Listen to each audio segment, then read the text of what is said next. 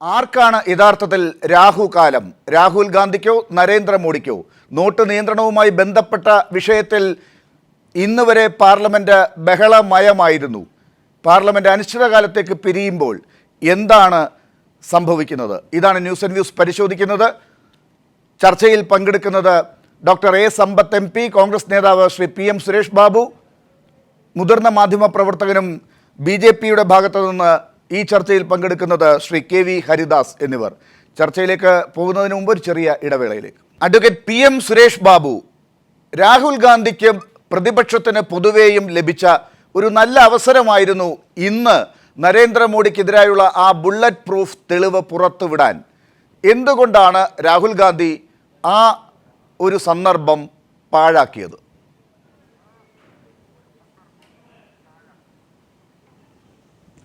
അല്ല, അദ്ദേഹം അങ്ങനെ ഒരു ടൈം ഫ്രെയിം ഒന്നും വെച്ചിട്ടില്ലല്ലോ. പാർലമെൻറ്റിൽ ഞാനിത് പറഞ്ഞാൽ ഭൂകമ്പം ഉണ്ടാകുമെന്നൊക്കെ അദ്ദേഹം പറഞ്ഞിട്ടുണ്ട്. പാർലമെൻറ്റ് ഇന്ന് കഴിയുന്നത് വരെ കാത്തുനിന്ന് മറ്റൊരവസരം, അതിന് അപ്രോപ്രിയേറ്റ് ആയിട്ടുള്ള ഒരു അവസരം കൈവരിക്കും എന്ന് അദ്ദേഹം മനസ്സിലാക്കുന്നുണ്ട്. അവരൊക്കെ രാഷ്ട്രീയത്തിൽ ഉന്നത തലത്തിൽ പ്രവർത്തിക്കുന്ന നേതാക്കന്മാരാണ്. ആ നേതാക്കന്മാർക്ക് ഇതിന് വേണ്ടുന്ന സമയം ഏതാണ് അപ്രോപ്രിയേറ്റ് എന്നുള്ളതൊക്കെ തീരുമാനിക്കാനുള്ള വിവേകവും വിശാല മനസ്കതയൊക്കെ ഉള്ള ആളുകളാണല്ലോ. അപ്പോൾ അവരത് തീരുമാനിച്ചു വയ്ക്കും. ഇതിനകത്ത് അദ്ദേഹത്തിൻ്റെ കൈകളിലുണ്ട് എന്ന് അദ്ദേഹം അവകാശപ്പെടുന്ന ഒരു തെളിവുകളും ജനങ്ങളറിയാതെ പോകുന്ന പ്രശ്നമില്ല. അത് എന്തായാലും ജനങ്ങളുടെ മുമ്പിൽ കൊണ്ടുവരികയും BJPയുടെ കപട രാഷ്ട്രീയ മുഖം പിച്ച് ചീന്തുകയും തന്നെ ചെയ്യും.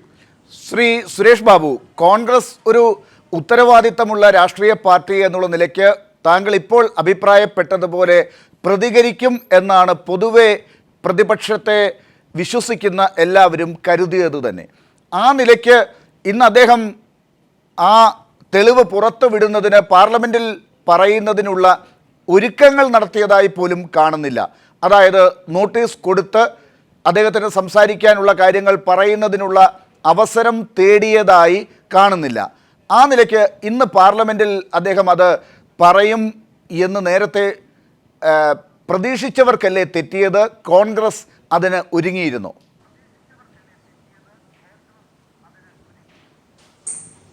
അല്ല, ഞാനതിനെ അങ്ങനെ മനസ്സിലാക്കിയിട്ടില്ല. ഞാൻ മനസ്സിലാക്കിയത് ചർച്ചകളിൽ പ്രധാനമന്ത്രി കൂടി ഇരിക്കുന്ന ഒരു ചർച്ചയിൽ അദ്ദേഹം അത്തരം കാര്യങ്ങൾ രാജ്യത്തെ ജനങ്ങളുടെ ശ്രദ്ധയ്ക്കായി കൊണ്ടുവരുമെന്നാണ് ഞാൻ മനസ്സിലാക്കിയിട്ടുള്ളത്. അദ്ദേഹം ഒരിക്കൽ പോലും നോട്ടീസ് കൊടുത്ത് ആ നോട്ടീസിൻ്റെ അടിസ്ഥാനത്തിൽ സ്പീക്കർ സമ്മതിക്കുന്ന സാഹചര്യത്തിലും ഞാനിത് പറയുമെന്ന് പറഞ്ഞതായിട്ട് എൻ്റെ ശ്രദ്ധയിൽപ്പെട്ടിട്ടില്ല. ഞാൻ മനസ്സിലാക്കിയതും തിരിച്ചാണ്. ചർച്ചയ്ക്ക് ഈ വിഷയത്തിൽ പ്രതിപക്ഷം ഒന്നടങ്കം ഒറ്റക്കെട്ടായി ആവശ്യപ്പെടുന്ന പ്രധാനമന്ത്രി വോട്ടിംഗ് ഉള്ള പ്രധാനമന്ത്രി കൂടി പങ്കെടുക്കുന്ന അവസരത്തിൽ ഒരു ചർച്ചയാണ് ഉദ്ദേശിച്ചത്. അതിൽ പറയുമെന്നാണ് പറഞ്ഞത്. അതിന്ന് അവസാനിക്കുന്നത് വരെ സമയം സൗകര്യമില്ല എന്ന് വന്നിട്ട് കഴിഞ്ഞാൽ ഇനി അങ്ങോട്ടുള്ള ദിവസങ്ങളിൽ ജനങ്ങളുമായി പറയാനുള്ള ധാരാളം അവസരമുണ്ടല്ലോ. അതല്ലേ ഞാൻ പറഞ്ഞു. ഞാൻ നേരത്തെ ഒരു ടൈം ഫ്രെയിം നിശ്ചയിച്ചതായിട്ട് നമ്മുടെ ആരുടെയും ശ്രദ്ധയിൽ വന്നിട്ടില്ല. അങ്ങനെ ഒരു ടൈം ഫ്രെയിം ഇല്ലതാനും. പക്ഷേ ഈ കാര്യത്തിൽ അഡ്വക്കേറ്റ് സുരേഷ് ബാബു, ഒരു വ്യക്തത വരേണ്ടത് പ്രതിപക്ഷ പാർട്ടികൾക്കിടയിലാണ്. ഇപ്പോൾ SP-യും BSPയും തുറന്നു പറഞ്ഞു കഴിഞ്ഞു. ഈ നരേന്ദ്രമോദിയുമായി രാഹുൽ ഗാന്ധി ഒരു കൂടിക്കാഴ്ച ഇന്ന് നടത്തിയിരുന്നല്ലോ. ഈ കർഷകരുടെ കടം എഴുതി തള്ളുന്നതിനെ കുറിച്ചാണ് പറയാൻ പോയത് എന്നുള്ള കാര്യമാണ് അവിടെ വ്യക്തമാക്കിയിട്ടുള്ളത്. ശരി, അതിനാണെങ്കിൽ കൂടി ഇത്തരത്തിൽ ഒരു സന്ദർഭം വിനിയോഗിക്കരുതായിരുന്നു, കൂടിക്കാഴ്ച പാടില്ലായിരുന്നു എന്ന അഭിപ്രായമുള്ള പ്രതിപക്ഷ കക്ഷികളുണ്ട്. ഒന്നത്. രണ്ടാമത്, ഈ നരേന്ദ്രമോദിയെ കാണുന്നതിന് മുൻപ് അദ്ദേഹം പുറത്തേക്ക് കൊടുത്തിട്ടുള്ളൊരു സന്ദേശം ഈ ബുള്ളറ്റ് പ്രൂഫ് തെളിവാണ് തൻ്റെ കയ്യിൽ ഉള്ളത് എന്നാണ്. അതായത് തെളിവിനെക്കുറിച്ച് എന്തെങ്കിലും ഒരു സംശയം ആർക്കെങ്കിലും ഉണ്ടെങ്കിൽ അതുപോലും വേണ്ട എന്ന തരത്തിലുള്ള ഉറച്ച ഒരു നിലപാടുമായി നരേന്ദ്രമോദിയെ കാണാൻ പോകുന്നു. തിരിച്ചെത്തി അത് പ്രഖ്യാപിക്കപ്പെടും ഒന്നുകിൽ പാർലമെൻറ്റിൽ അല്ലെങ്കിൽ മാധ്യമങ്ങൾക്ക് മുമ്പിൽ എന്ന് പ്രതീക്ഷിച്ചവർക്കാണ് ഈ നേരം വരെ അതിനവസരമില്ലാതെ പോയിട്ടുള്ളത്. അവിടെ എന്തെങ്കിലും ഒരു അഡ്ജസ്റ്റ്മെൻ്റ് ഉണ്ടായിട്ടുണ്ടോ എന്ന് സംശയിക്കുന്നവരോട് കോൺഗ്രസ് ഈ രാത്രിയിൽ എന്ത് മറുപടി പറയും? അല്ല, ഞാൻ ഇതിനകത്ത് പ്രതിപക്ഷത്തൊരു ഭിന്നതയുണ്ടാക്കണം, ആ പ്രതിപക്ഷ ഭിന്നതയെ മുതലെടുക്കാൻ കഴിയുന്ന രാഷ്ട്രീയ സംവിധാനങ്ങൾ ഉണ്ടാക്കണം. അതിൽ എല്ലാ കാലത്തും ഒരുപോലെ ഉള്ള ഒരു സമീപനം സ്വീകരിക്കുന്ന ഒരു സമീപനമാണ് ഇടതുപക്ഷത്തിൻ്റെ കയ്യിലുള്ളത്. അതിവിടെയും ആവർത്തിക്കുന്നു എന്നല്ലാതെ BJP ഗവൺമെൻറ്റിനെതിരായിട്ടുള്ള നിരന്തരമായ പോരാട്ടത്തിൽ എക്കാലവും മുന്നിൽ നിന്നിട്ടുള്ള കോൺഗ്രസ് എന്ത് സാഹചര്യത്തിലായാലും BJPയുമായി ഒരു അഡ്ജസ്റ്റ്മെൻറ്റ് എന്ന് പറയുന്ന വാക്കിന് പോലും അവിടെ നിഘണ്ടുവിൽ സ്ഥാനമില്ല. ആ വസ്തുതകളൊക്കെ മനസ്സിലാക്കണം. കാലം തെളിയിക്കാൻ പോകുന്നതാണ് ഇന്ന് രാത്രി അല്ലെങ്കിൽ നാളെ രാത്രി അല്ലെങ്കിൽ മറ്റന്നാൾ രാത്രി എന്നതിനുള്ള ഒരു പരിധി നിശ്ചയിക്കുന്നതിന് പകരം ഈ നാട്ടിൽ ഒരു അപ്രോപ്രിയേറ്റ് ആയിട്ടുള്ള ഒരു ടൈമിൽ, ഒരു അവസരത്തിൽ BJP ഗവൺമെൻറ്റിൻ്റെ അകത്ത് നടന്ന ഈ നോട്ട് പിൻവലിക്കലുമായി നടന്നിട്ടുള്ള അഴിമതിയെക്കുറിച്ച് ശ്രീ രാഹുൽ ഗാന്ധി പറയും എന്ന് രാഹുൽ ഗാന്ധി തന്നെയാണ് പറഞ്ഞിട്ടുള്ളത്. അദ്ദേഹം ഒരു പൊതുരംഗത്ത് നിൽക്കുന്ന ഒരു നേതാവല്ലേ. അദ്ദേഹം തന്നെ നേരിട്ട് ജനങ്ങളോട് എൻ്റെ കയ്യിൽ ബോംബുണ്ട്, അത് പൊട്ടിത്തെറിച്ചാൽ അത് വലിയ പ്രക്ഷോഭമുണ്ടാവും എന്നൊക്കെ പറയുമ്പോൾ അതിൻ്റെ ഉത്തരവാദിത്വവും അതിൻ്റെ ഗൗരവവും ഒക്കെ മനസ്സിലാക്കാൻ പ്രാപ്തിയുള്ള ആൾ തന്നെയാണല്ലോ അദ്ദേഹം. അതുകൊണ്ട് ആ കാര്യത്തിൽ നമ്മൾ ആരും വ്യാകുലപ്പെടേണ്ടതില്ല, വേവലാതിപ്പെടേണ്ടതില്ല. അദ്ദേഹത്തിൻ്റെ കൈകളിലുള്ള എല്ലാ വിവരശേഖരങ്ങളും നമ്മുടെ രാജ്യത്തെ ജനങ്ങളുടെ സമക്ഷം സമർപ്പിക്കപ്പെടും. അത് BJPക്കും BJP നയിക്കുന്ന ഗവൺമെൻറ്റിനും എപ്പോഴും തലവേദനയായിരിക്കും. ഇന്നീ വർത്തമാനത്തിലൂടെ കോൺഗ്രസിനെ അറ്റാക്ക് ചെയ്യാൻ കിട്ടുന്ന ഒരു സമയം എടുത്ത് ഉപയോഗിക്കുന്നു എന്നുള്ളതാണ്. എവിടെയാണ് what not to say, what not to ask എന്ന് പറയുന്ന സമീപനത്തിൽ നിന്ന് പകരം കിട്ടിയ സന്ദർഭം ഉപയോഗിച്ച് കോൺഗ്രസിനെതിരായിട്ട് 2 ദിവസമാണ് 2 ദിവസം പറഞ്ഞു നിൽക്കാം എന്ന് പറയുന്ന പ്രതിപക്ഷത്തിനോട് ഞങ്ങൾക്ക് എന്ത് പറയാൻ കഴിയും? അഡ്വക്കേറ്റ് സുരേഷ് ബാബു, ഇതിൽ ഇടതുപക്ഷത്തെ ഒന്ന് ആക്രമിക്കാൻ അങ്ങേക്ക് പ്രേരണയായത് ഏത് പ്രസ്താവനയാണെന്നുള്ളത് എനിക്ക് വ്യക്തമായില്ല. എൻ്റെ ചോദ്യമാണെങ്കിൽ ഈ ചോദ്യം BJPയുടെ പ്രതിനിധികൾ ഈ ചർച്ചയിൽ ഉൾപ്പെടെ ഉന്നയിക്കാൻ സാധ്യതയുള്ളത് ഞാൻ അങ്ങയോട് അന്വേഷിച്ചതാണ്. ഒന്ന്.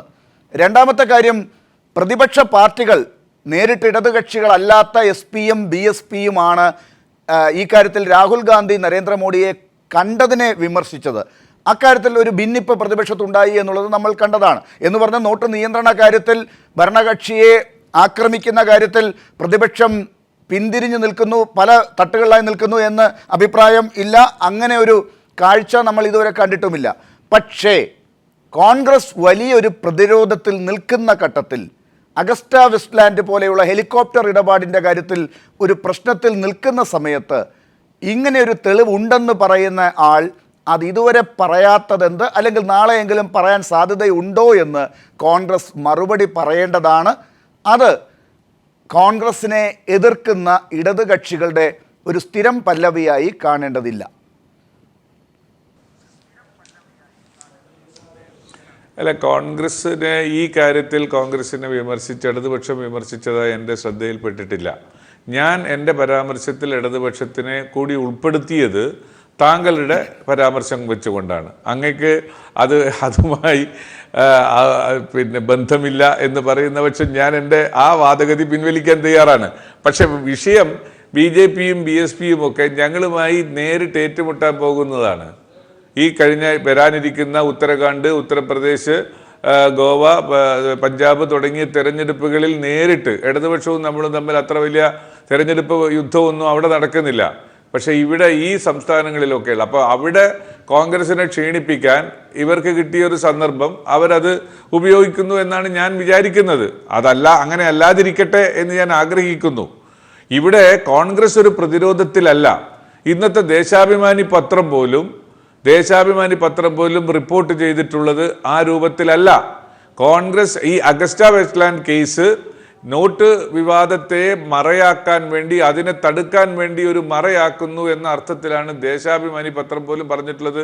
നിഷ്പക്ഷമായ ഒരു നിരീക്ഷണമായി ഞാനതിനെ കാണുകയാണ്, സത്യസന്ധമായ ഒരു പ്രതികരണമായി ഞാനതിനെ കാണുകയാണ്. അതുകൊണ്ട് ആ ഒരു കാര്യത്തിൽ ഇപ്പോൾ നമ്മൾ തമ്മിലൊരു ഭിന്നതയുണ്ട് എന്ന് വരുത്തി തീർക്കാൻ എനിക്ക് ആഗ്രഹമില്ല. അഡ്വക്കേറ്റ് സുരേഷ് ബാബു, ഒരു ചോദ്യം കൂടി ചോദിച്ചിട്ട് ഞാൻ ശ്രീ KVS ഹരിദാസിലേക്ക് പോകാം. ഈ കാര്യത്തിലൊരു ഭിന്നത ഉണ്ടാക്കാനല്ല, പക്ഷെ ആ കാര്യത്തിലൊരു ശക്തമായ ചോദ്യം ഉണ്ട് താനും. അത് നാളെ അല്ലെങ്കിൽ മറ്റന്നാൾ അങ്ങ് പ്രതീക്ഷിക്കുന്നത് പോലെ രാഹുൽ ഗാന്ധി ഒരു ടൈം ഫ്രെയിമിൽ അല്ലാതെ ഈ കാര്യം ജനങ്ങളുടെ മുമ്പാകെ വയ്ക്കും എന്നാണ് പറയുന്നത്. അതവിടെ നടക്കട്ടെ, അതാണ് വരേണ്ടത്. പക്ഷേ ഈ കാര്യത്തിൽ ഇന്ന് പാർലമെൻറ്റിൽ പ്രതിരോധത്തിൽ നിൽക്കുകയായിരുന്ന, ഭരണപക്ഷത്തിൻ്റെ ആക്രമണത്തിന് വിധേയമായി നിൽക്കുകയായിരുന്ന, അത് ഈ അഗസ്റ്റ വെസ്റ്റ്ലാൻഡ് കേസുമായി ബന്ധപ്പെട്ടാണല്ലോ. അങ്ങനെ ഒരു പ്രതിസന്ധി ഉള്ളപ്പോൾ ശരിക്കും തിരിച്ചടിക്കാൻ പറ്റുമായിരുന്ന ഒരു ബുള്ളറ്റ് പ്രൂഫ് തെളിവാണ് രാഹുൽ ഗാന്ധിയുടെ കയ്യിൽ ഉണ്ടായിരുന്നതെങ്കിൽ, അത് ഉണ്ട് എന്ന് പ്രതിപക്ഷ കക്ഷികളിലുള്ള മറ്റു പാർട്ടികൾക്കും ബോധ്യം വന്നതാണ്. രാഹുൽ ഗാന്ധി മറ്റ് രാഷ്ട്രീയ കക്ഷികളുമായി പോലും സംസാരിച്ചിട്ടുണ്ടായിരുന്നു എന്നാണ് ഞാൻ മനസ്സിലാക്കുന്നത്. അത്രയ്ക്ക് അരവിന്ദ് കെജ്രിവാൾ ഉൾപ്പെടെയുള്ളവർക്ക് രാഹുൽ ഗാന്ധി ഈ കാര്യം പുറത്ത് വിടും എന്ന് പ്രതീക്ഷയുണ്ടായിരുന്നതാണ്. അദ്ദേഹത്തിൻ്റെ പ്രസ്താവനകളിൽ നിന്ന് അതാണ് മനസ്സിലാക്കുന്നത്.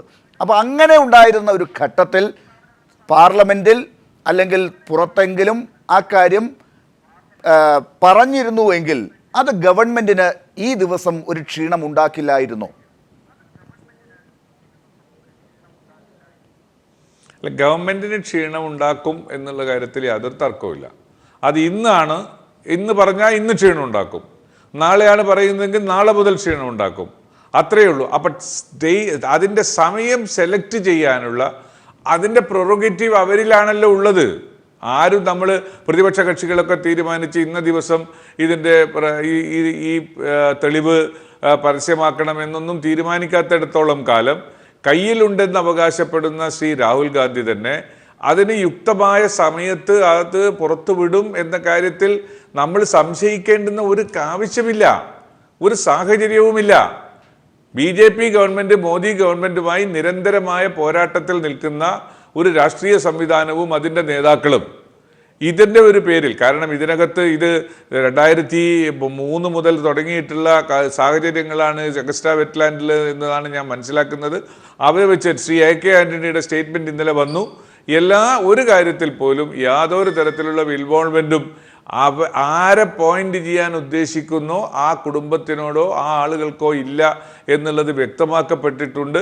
അതിൻ്റെ തെളിവുകൾ വന്നാൽ അതിൻ്റെ തെളിവിലേക്ക് തന്നെ പോകും എന്ന കാര്യത്തിലും ശ്രീ ആൻ്റണി അതിനെക്കുറിച്ച് വളരെ വ്യക്തമായി മാധ്യമങ്ങളോട് സംസാരിച്ചിട്ടുണ്ട്. അദ്ദേഹമായിരുന്നു കഴിഞ്ഞ 7-8 കൊല്ലക്കാലം ഇന്ത്യയുടെ രാജ്യരക്ഷാ മന്ത്രിയായി പ്രവർത്തിച്ചത്. അതുകൊണ്ട് എല്ലാ ഫയലുകളും അദ്ദേഹത്തിൻ്റെ മുന്നിൽ വന്നിട്ടുണ്ടാകും. അതുകൊണ്ട് അതിനുള്ള ആധികാരികമായ പരാമർശമാണ് അദ്ദേഹത്തിനുള്ളതായി ഞാൻ കണക്കാക്കുന്നത്. അതുകൊണ്ട് ദയവ് ചെയ്ത് ഇത്തരമൊരു പരാമർശങ്ങൾക്ക് ഒരു ചർച്ചയ്ക്ക് നമ്മൾ BJPക്ക് സഹായകരമായി പോകുന്ന ചർച്ചയിലേക്ക് കൊണ്ടുപോകാതിരിക്കലാണ് നല്ലത് എന്നാണ് എൻ്റെ പക്ഷം. ശരി, ശ്രീ PM സുരേഷ് ബാബു അത് വ്യക്തമാക്കി കഴിഞ്ഞു. ശ്രീ KVS ഹരിദാസ്, ഈ കാര്യത്തിൽ സർക്കാരിനുമുണ്ട് എന്തോ മറയ്ക്കാൻ എന്നുള്ള കാര്യമാണ് മറ്റൊരു ആംഗിളിൽ നിന്ന് നോക്കുമ്പോൾ വ്യക്തമാകുന്നത്. സർക്കാർ നരേന്ദ്രമോദി പ്രത്യേകിച്ച് വ്യക്തിപരമായി ഒരു ആരോപണത്തെ നേരിടുന്ന ഒരു ഘട്ടത്തിൽ, ആരോപണം വരാൻ പോകുന്നത് ശ്രീ നരേന്ദ്രമോദിയുടെ പേരിലാണ് എന്ന് രാഹുൽ ഗാന്ധി വെളിപ്പെടുത്തിയിരിക്കുന്ന ആ ഘട്ടത്തിൽ അതെന്താണ് എന്ന് പുറത്ത് ചാടിക്കാൻ കിട്ടിയ ഒരു അവസരത്തെ അഗസ്റ്റ വെസ്റ്റ്ലാൻഡ് പോലെയോ മറ്റെന്തെങ്കിലുമോ കേസൊക്കെ പറഞ്ഞ് അതിനെ നമ്മൾ കഴിഞ്ഞ ആഴ്ചയിലെ ചർച്ചയിൽ പോലും സംശയിച്ചതുപോലെ അത്തരമൊരു കാര്യം ഇട്ടുകൊടുത്തുകൊണ്ട് പാർലമെൻറ്റിനെ ബഹളത്തിലേക്ക് വീണ്ടും മുക്കാൻ പോകുന്നു എന്ന് പ്രവചിച്ചതാണ് കഴിഞ്ഞ ആഴ്ചയിൽ, ഒരാഴ്ച മുമ്പുള്ള ചർച്ചയിൽ പോലും.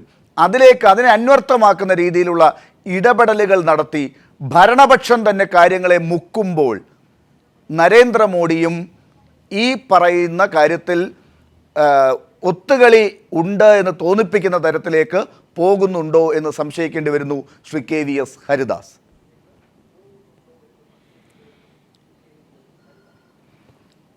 ലാലേ, ഓരോ സംഭവത്തിലും ഒരു ഹൈലൈറ്റ് ഉണ്ടാവും. അത് സമ്മേളനത്തിലായാലും അതുപോലെ ഒരു വലിയ ചടങ്ങാണെങ്കിൽ പോലും അതിലൊരു ഒരു ഒരു ഒരു ഒരു ശ്രദ്ധിക്കപ്പെടുന്ന ഒരു ഇഷ്യൂ ഉണ്ടാവും, ഒരു ഹൈലൈറ്റ് പോയിന്റ് ഉണ്ടാവും. അതാണ് രാജ്യം മുഴുവൻ അല്ലെങ്കിൽ അതുമായിട്ട് ബന്ധപ്പെട്ടവർ മുഴുവൻ പിന്നീട് ചർച്ച ചെയ്യുക. യഥാർത്ഥത്തിൽ ഈ വിൻ്റർ സെഷൻ തുടങ്ങുന്ന സമയത്ത് എല്ലാവരും ശ്രദ്ധിച്ചത്, എല്ലാവരും കരുതിയത് നോട്ട് റദ്ദാക്കലായിരിക്കും ഇനിയുള്ള ദിവസങ്ങളിൽ ചർച്ച ചെയ്യപ്പെടാൻ പോകുന്നത് എന്നതാണ്. പക്ഷേ കഴിഞ്ഞ ഒരു 3-4 ദിവസം മുമ്പ് രാഹുൽ ഗാന്ധി ഒരു നനഞ്ഞ പടക്കവുമായിട്ട് നമ്മുടെയൊക്കെ മുമ്പിൽ വന്നു. എന്തൊക്കെയോ സംഭവിക്കാൻ പോകുന്നു, ഈ രാജ്യത്ത് ഭൂകമ്പത്തിനുള്ള സാധ്യത പോലും ഉണ്ടെന്നാണ് അദ്ദേഹം പരസ്യമായിട്ട് മാധ്യമങ്ങൾക്ക് മുമ്പിൽ പ്രഖ്യാപിച്ചത്. ലോകസഭയിൽ എന്നെ സംസാരിക്കാൻ അനുവദിക്കുന്നില്ല, എന്നെ സംസാരിക്കാൻ അനുവദിച്ചാൽ ഭൂകമ്പം ഉണ്ടാവും എന്നും അദ്ദേഹം പറഞ്ഞു. നമുക്കറിയാം, ഇപ്പോൾ സുരേഷ് ബാബുവിനെ പോലെ ഉള്ളവർക്ക് അറിയാത്തതല്ല, ഒരാൾക്കെതിരായിട്ട്, പ്രത്യേകിച്ച് ഒരു മന്ത്രിക്കോ പ്രധാനമന്ത്രിക്കോ എതിരായിട്ട് ഒരു ആരോപണം ഉന്നയിക്കണമെങ്കിൽ അതിന് രേഖാമൂലം സ്പീക്കർക്ക് എഴുതി കൊടുക്കണം. ഉന്നയിക്കാൻ പോകുന്ന ആക്ഷേപം സംബന്ധിച്ചുള്ള കാര്യങ്ങൾ ബന്ധപ്പെട്ട അംഗത്തിന്, മന്ത്രിക്ക് കൊടുക്കണം, സ്പീക്കർക്കും കൊടുക്കണം. അതെന്താണോ ഉന്നയിക്കാൻ പോകുന്നത് ആ ദിവസം രാവിലെ 10 മണിക്ക് മുമ്പെങ്കിലും സ്പീക്കർക്ക് കൊടുത്തിരിക്കണമെന്നുള്ളതാണ് സഭാചട്ടം. ഈ കഴിഞ്ഞ 4-5 ദിവസം ഉണ്ടായിട്ട് ഒരു ദിവസം പോലും ഒരു വെള്ളക്കടലാസിൽ ഒരു കുറി എഴുതി സ്പീക്കർക്ക് കൊടുക്കാനോ അംഗത്തിന് ബന്ധപ്പെട്ട മന്ത്രിക്ക് കൊടുക്കാനോ പ്രധാനമന്ത്രിക്ക് കൊടുക്കാനോ രാഹുൽ ഗാന്ധി തയ്യാറായില്ല. അതിൻ്റെ കാരണം എന്താ?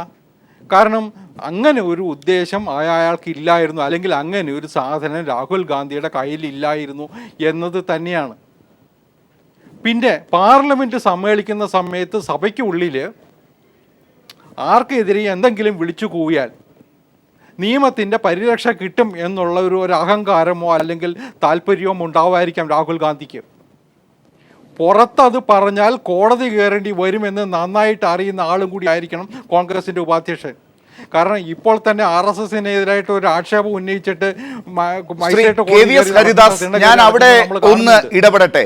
അങ്ങ് പറഞ്ഞതുപോലെയാണ് കാര്യങ്ങൾ എങ്കിൽ ശ്രീ രാഹുൽ ഗാന്ധി ചെയ്യേണ്ടിയിരുന്നത് ഇന്ന് പാർലമെന്റിൽ അത് പറയുക എന്നുള്ളതാണ്. അങ്ങനെയാണെങ്കിലാണ് അങ്ങ് പറഞ്ഞ നിയമപരമായ പരിരക്ഷ അദ്ദേഹത്തിന് കിട്ടുക.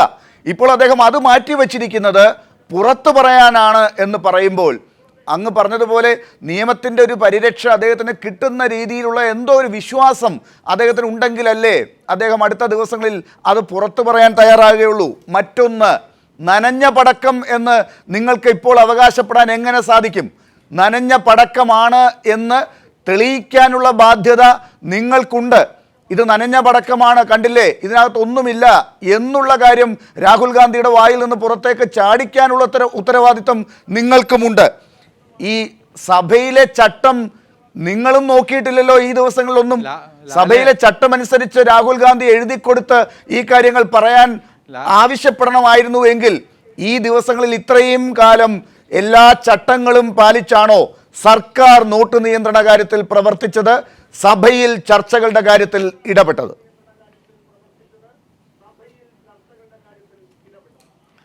അല്ല, നനഞ്ഞ പടക്കം എന്ന് ഞാൻ പറഞ്ഞത് പൊട്ടുന്ന പടക്കമായിരുന്നുവെങ്കിൽ ഇത്തരം ഒരു സന്ദർഭത്തിൽ പ്രത്യേകിച്ച് ഹെലികോപ്റ്റർ ഇടപാടുമായിട്ട് ബന്ധപ്പെട്ട് കോൺഗ്രസ് വല്ലാത്ത പ്രതിസന്ധിയിലായിട്ടുള്ള സമയത്ത് അത് പ്രയോഗിക്കാനുള്ള സാമാന്യ ബുദ്ധി കോൺഗ്രസിൻ്റെ നേതാക്കന്മാർക്കുണ്ടാകുമായിരുന്നു.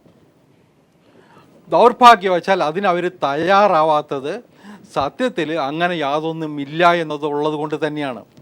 രാഹുൽ ഗാന്ധിയുടെ ചരിത്രം നമുക്കറിയാമല്ലോ. സുരേഷ് ബാബുവിനെ പോലുള്ള മുതിർന്ന നമ്മളൊക്കെ സ്നേഹിക്കുന്ന രാഷ്ട്രീയക്കാർക്ക് അത് നമ്മളെക്കാൾ നന്നായിട്ട് അറിയാം. ഗതികേട് കൊണ്ടല്ലേ അവർ അദ്ദേഹത്തെ ഈ പറയുന്ന വ്യക്തിയൊക്കെ ചുമന്നുകൊണ്ട് നടക്കുന്നത് പലപ്പോഴും. നമുക്കറിയാം രാഹുൽ ഗാന്ധിയുടെ പാർലമെന്റ്. അത് പോകട്ടെ, ഈ രാഹുൽ ഗാന്ധിയുടെ വ്യക്തിപരമായ ചരിത്രത്തിലേക്ക് നമ്മൾ പോകേണ്ടതില്ല. അങ്ങനെയാണെങ്കിൽ നരേന്ദ്രമോദിയെ BJP എങ്ങനെ ചുമക്കുന്നു എന്നുള്ള കാര്യം ഒക്കെ ചർച്ചയ്ക്ക് എടുക്കേണ്ടി വരും. അതല്ല ഇവിടുത്തെ കാര്യം. എന്തുകൊണ്ട് നരേന്ദ്രമോദിക്കെതിരായി ഒരു ആരോപണം രാജ്യത്തിന്റെ പ്രമുഖമായ ഒരു കക്ഷിയുടെ നേതാവ് പാർലമെന്റിൽ പറയാനോ പുറത്തു പറയാനോ ശ്രമിക്കുമ്പോൾ അത് പാർലമെന്റിൽ പറയിക്കാനുള്ള ഒരു അടവ് നിങ്ങൾ പയറ്റിയില്ല. പുറത്ത് അതിനുവേണ്ടിയുള്ള വെല്ലുവിളികൾ നിങ്ങളുടെ നേതാവ് നടത്തുന്നില്ല. അതിന് പകരം ഒരു അയഞ്ഞ സമീപനമാണ് ഇപ്പോൾ കാണുന്നത്. അവിടെയാണ് ഒരു അഡ്ജസ്റ്റ്മെന്റ് നിങ്ങളുടെ നേതൃത്വത്തിൽ, നിങ്ങളുടെ ഭാഗത്തു നിന്ന് തന്നെ തുടങ്ങിയിട്ടുണ്ടോ എന്ന് ചോദിക്കേണ്ടി വരുന്നത് ശ്രീ ഹരിദാസ്. ഞാൻ ആദ്യമേ സൂചിപ്പിച്ചാൽ ഒരു ഹൈലൈറ്റിൻ്റെ കാര്യം, ഈ പാർലമെൻറ്റ് വിൻ്റർ സെഷൻ്റെ ഹൈലൈറ്റ് എന്ന് പറയുന്നത് രാഹുൽ ഗാന്ധിയുടെയും കോൺഗ്രസിൻ്റെയും സറണ്ടറാണ്. ഇന്ന് രാവിലെ നരേന്ദ്രമോദിയുടെ മുമ്പിൽ കർഷകരുടെ കടം എഴുതി തള്ളാനെന്ന് പറഞ്ഞ് അവർ നിരന്നിരുന്ന ചിത്രം നമ്മളൊക്കെ കണ്ടതല്ലേ. ഞാനും പോസ്റ്റ് ചെയ്തിട്ടുണ്ട് ട്വിറ്ററിലൂടെ ഇന്ന് ആ ചിത്രം. ആ മുഖത്തേക്ക് നോക്കൂ, രാഹുൽ ഗാന്ധിയുടെ മുഖത്ത് ഇങ്ങനെ ഒരു ഗതികേട് ഉണ്ടായിട്ടുണ്ടോ കോൺഗ്രസ് പാർട്ടിക്ക്? അതല്ലേ അവർ കാണുന്നത്? ഞാനിപ്പോൾ സമ്പത്ത് വന്നിട്ടുണ്ടല്ലോ, സമ്പത്ത് 2-3 ദിവസം മുമ്പ് സമ്പത്തും പ്രേമചന്ദ്രനും ഒക്കെ ഈ ചർച്ചയിൽ പങ്കെടുത്ത് പറഞ്ഞിരുന്നു, ഞങ്ങളുടെ കയ്യിൽ തെളിവുണ്ട് എന്നാണ് രാഹുൽ ഗാന്ധി പറഞ്ഞത്. അതിൻ്റെ അടിസ്ഥാനത്തിലാണ് ഞങ്ങളിൽ പലരും രാഹുൽ ഗാന്ധി ഇവരെയൊക്കെ വിളിച്ചിട്ടാണ് പത്രസമ്മേളനം നടത്തിയത് പാർലമെൻറ്റ് ഹൗസിൽ. അപ്പം അന്നും ചോദിച്ചു, സമ്പത്തിന് ഉൾപ്പെടെ ഉള്ളവരോട് ചോദിക്കുന്നത് ഞാൻ കേട്ടു, ഞാനുണ്ടായിരുന്നില്ല ആ ചർച്ചയിൽ, ചോദിക്കുന്നത് ഞാൻ കേട്ടു, രാഹുൽ ഗാന്ധി ഇത് പറഞ്ഞില്ലെങ്കിൽ എന്ത് ചെയ്യും, നിങ്ങളല്ലേ പ്രതിസന്ധിയിലാവുക എന്ന് ചോദിച്ചു.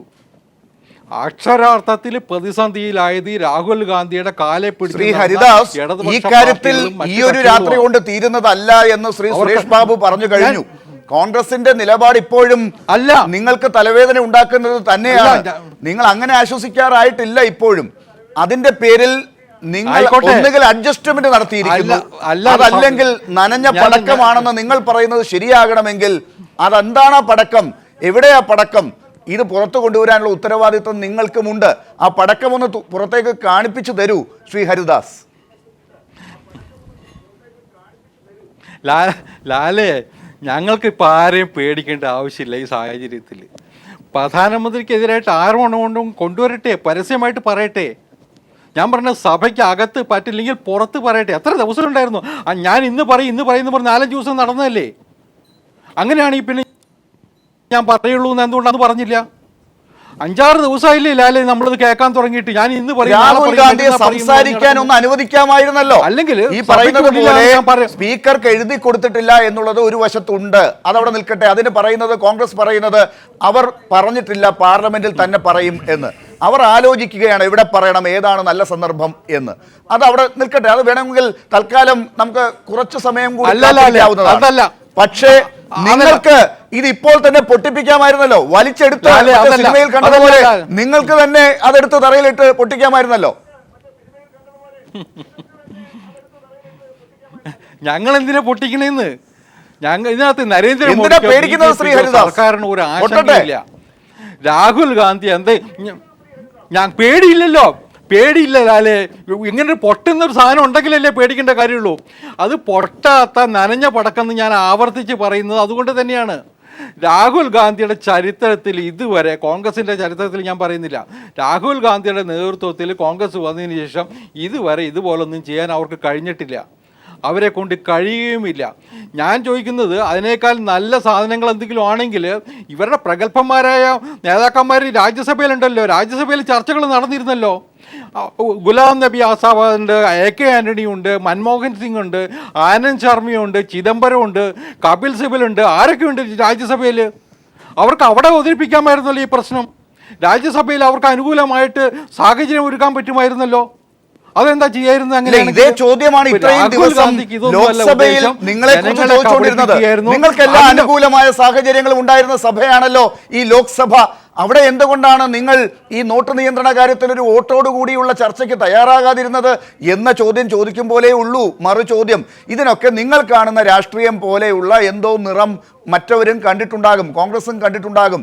അതവർ കാത്തിരിക്കുന്നു. പക്ഷേ അതല്ല, നിങ്ങൾ പറയുന്നതാണ് ശരി എന്ന് നിങ്ങൾക്ക് സ്ഥാപിക്കാൻ കിട്ടിയ സമയം നിങ്ങളും വിനിയോഗിക്കാതിരുന്നത്, ഇത് ഞങ്ങൾ എന്തിനു പൊട്ടിക്കണം, അവർ പൊട്ടിക്കട്ടെ എന്ന് പറഞ്ഞുകൊണ്ടിരിക്കുന്നത്, നിങ്ങൾക്ക് അതിനകത്തൊരു അഡ്ജസ്റ്റ്മെൻ്റ് ഇല്ലേ എന്ന് നിങ്ങളെക്കുറിച്ചും സംശയിക്കുന്നതിനിടയാക്കുന്നതാണ് ശ്രീ ഹരിദാസ്.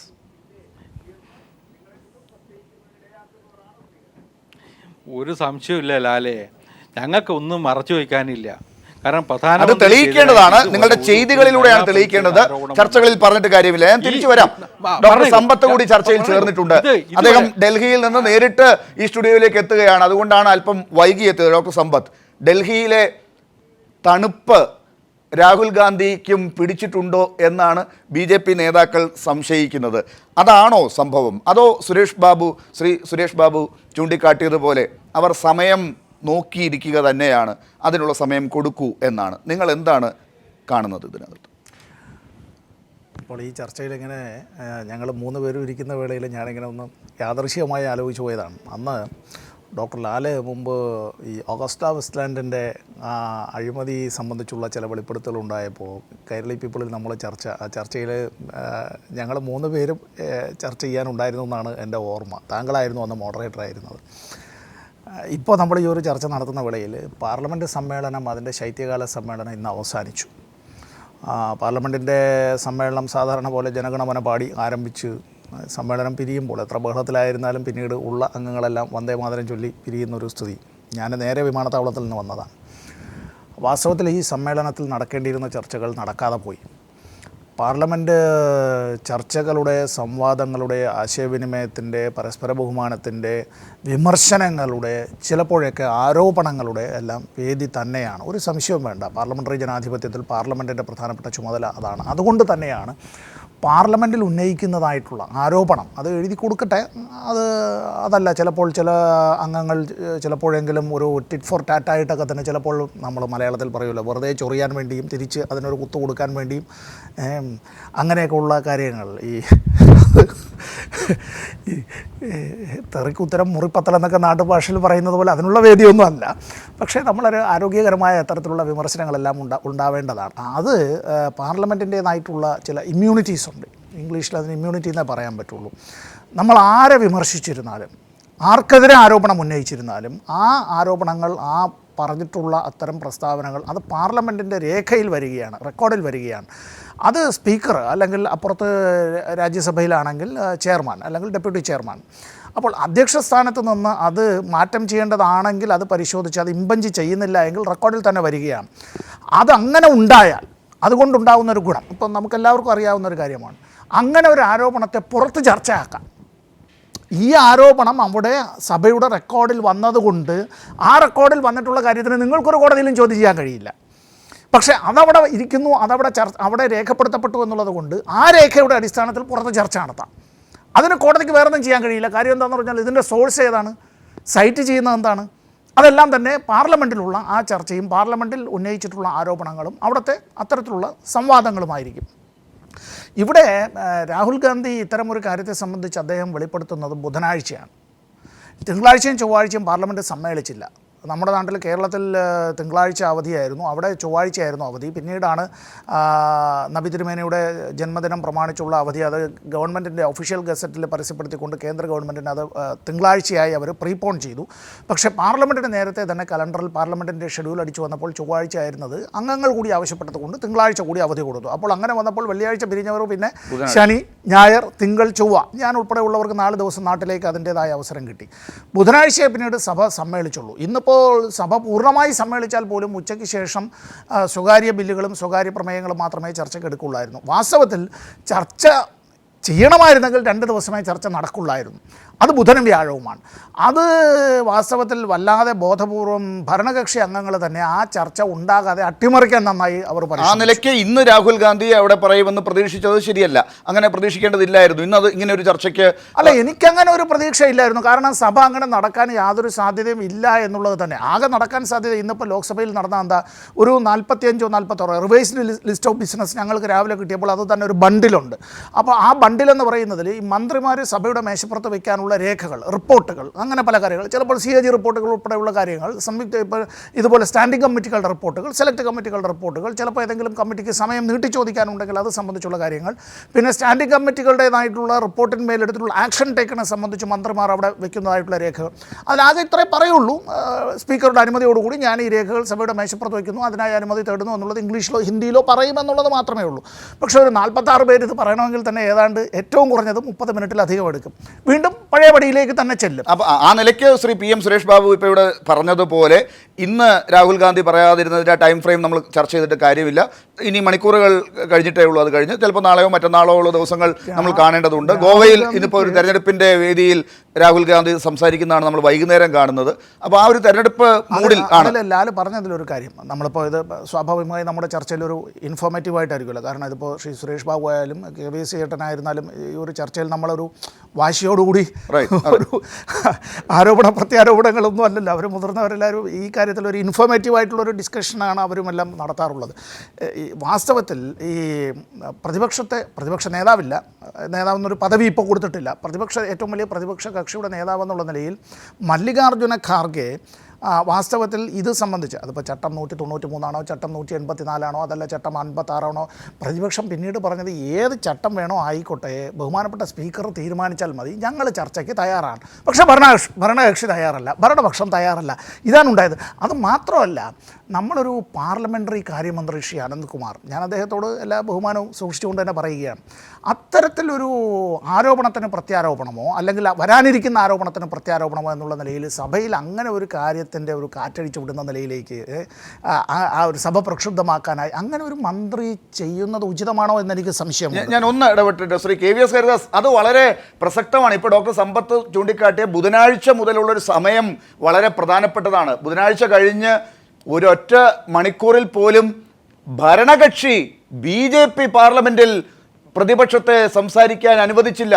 ഇത് രാജ്യസഭയുടെ ഉപാധ്യക്ഷൻ തന്നെ ഇന്ന് അഭിപ്രായപ്പെട്ടത് രണ്ട് കക്ഷികളെയുമാണ്, പ്രതിപക്ഷത്തെയും ഭരണകക്ഷിയെയുമാണ് കുറ്റപ്പെടുത്തിയത്. LK അദ്വാനി എന്താണ് പറഞ്ഞത് എന്നുള്ളത് നമ്മൾ കഴിഞ്ഞ ദിവസങ്ങളിലായി ചർച്ച ചെയ്തുകൊണ്ടിരിക്കുകയാണ്. അപ്പോൾ ഭരണകക്ഷിക്ക് ഒരു കൃത്യമായ ഒരു അജണ്ട ഉണ്ടായിരുന്നു. രാഹുൽ ഗാന്ധിയുടെ ആ ഒരു നനഞ്ഞ പടക്കമെന്ന് നിങ്ങളെപ്പോലുള്ളവർ പറയുന്ന കാര്യത്തിൽ അത്ര നനഞ്ഞതൊന്നും അല്ല എന്നൊരു തോന്നൽ BJPക്ക് ഉണ്ടായിരുന്നു എന്ന് വേണം അതിൽ നിന്ന് മനസ്സിലാക്കാൻ. ശ്രീ ഹരിദാസ്,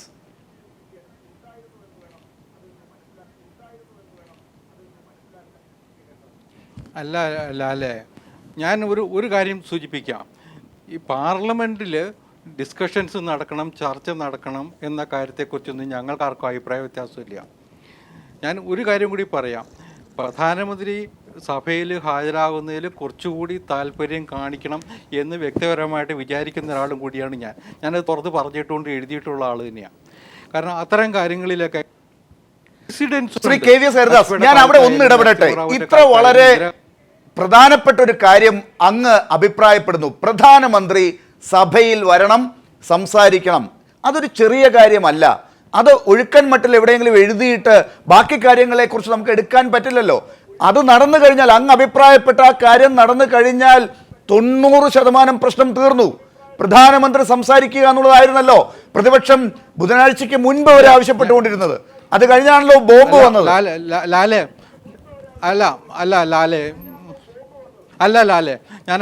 ഞാൻ പറയാം, അതിനൊരു കുറച്ച് പിന്നാക്കം പോകേണ്ടതുണ്ട്. കാരണം ഈ നരേന്ദ്രമോദി പ്രധാനമന്ത്രി ആയതിനു ശേഷം ഞാൻ മനസ്സിലാക്കിയിട്ടുള്ള അദ്ദേഹത്തിനോട് വളരെ ഹോസ്റ്റൈലായിട്ടുള്ള ഒരു അപ്രോച്ചാണ് കോൺഗ്രസ് ബെഞ്ചുകളിൽ ഇന്ന് പ്രത്യേകിച്ച് ഉണ്ടായിട്ടുള്ളത്. അത് പ്രത്യേകിച്ച് രാജ്യസഭയിലും.